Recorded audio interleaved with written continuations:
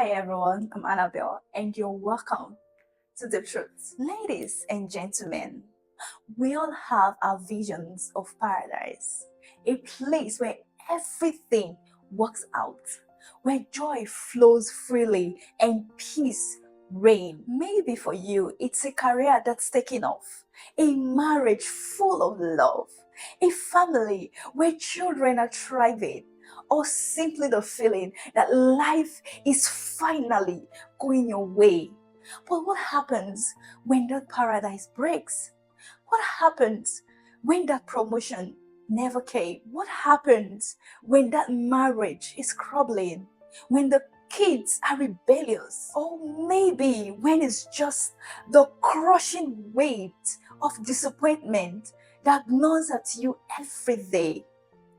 Broken paradise is a reality that touches us all at some point. Whether you're rich, poor, married, single, young, or old, life has a way of throwing a wrench into even our best laid plans. We all walk through brokenness, but the good news is it's in that very brokenness hope is born. Brokenness begins with Eden. If we are talking about paradise lost, we can't forget where it all started, the Garden of Eden. Genesis 3 tells us of Adam and Eve working in perfect harmony with God, only to fall after one moment of disobedience. Just like that, paradise was shattered. But this wasn't just a story from the Bible. It's a reflection of human life. We aim for perfection, yet one decision, one unexpected event can send it all crumbling down. Eden is a reminder that broken paradise isn't a sign of failure. It's a condition of the world we live in. But what next? What happens when your Eden is no more?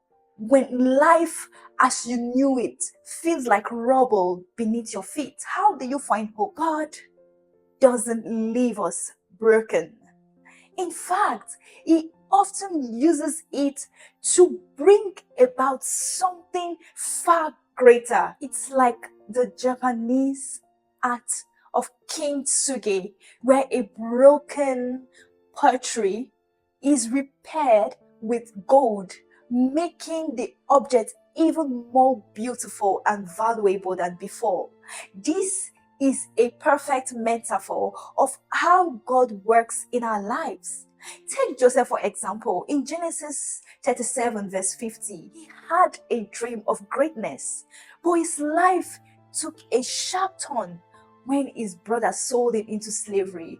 Talk about a broken promise. That is what it is.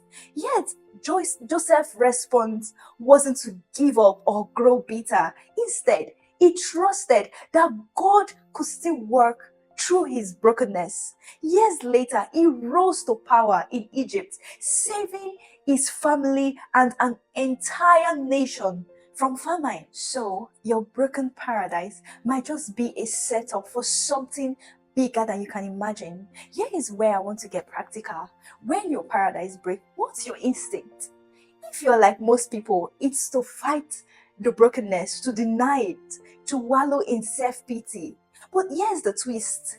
Instead of viewing brokenness as a dead end, view it as an opportunity for transformation. The Apostle Paul understood this well. He faced shipwrecks, imprisonment, and betrayals. He had every reason to feel like his paradise was broken beyond repair. Yet, in 2 Corinthians 12 verse 9, he shares a profound insight. My grace is sufficient for you, for my power is made perfect in weakness. Paul discovered that the cracks in his life were the very places where God's grace could shine the brightest, because your broken paradise doesn't disqualify you from greatness, it qualifies you for grace. Now, I won't sugarcoat this. Finding hope in brokenness isn't always quick or easy. It requires patience and faith. Think of King David. He started with promise, anointed as a young boy to be king. Yet, he spent years running for his life, hiding in caves from a jealous Saul. His paradise seemed delayed, if not destroyed, but God was using those hard years to shape him into the leader he needed to be. In the same way, your restoration may not come overnight, but it will definitely come. God's timing is always perfect.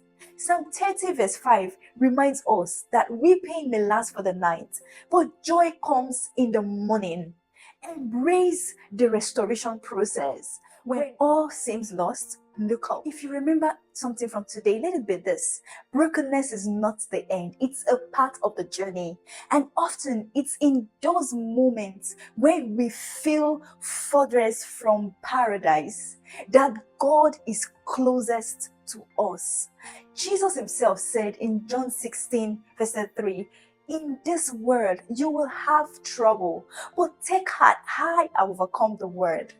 No matter how broken your paradise may feel today, don't lose hope. God has a way of turning our greatest messes into his greatest masterpiece. It's in the cracks, the broken places, that his light shines the brightest. So maybe right now, you are looking at your life and wondering, how did I get here? What happened to the dream? Remember, paradise may break, but it's not destroyed forever. There is a greater, deeper restoration waiting for you. And who knows, the broken pieces of your life might just be the raw material God uses to build something far more beautiful than you ever imagined.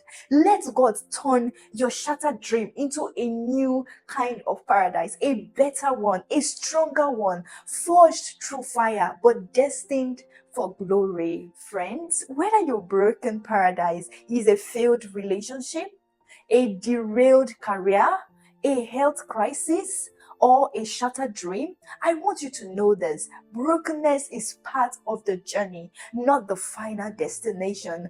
God can and will use your brokenness to make something new and beautiful. So next time paradise break, don't be afraid of the pieces. Hand the pieces over to God. He is the master craftsman and he knows exactly what to do with them. And trust me, what he builds will be far better than anything you could ever imagine. After all, every great story begins with a bit of brokenness. If you like this video, don't forget to like, share, and subscribe. And share your thoughts in the comments. Thank you for your support.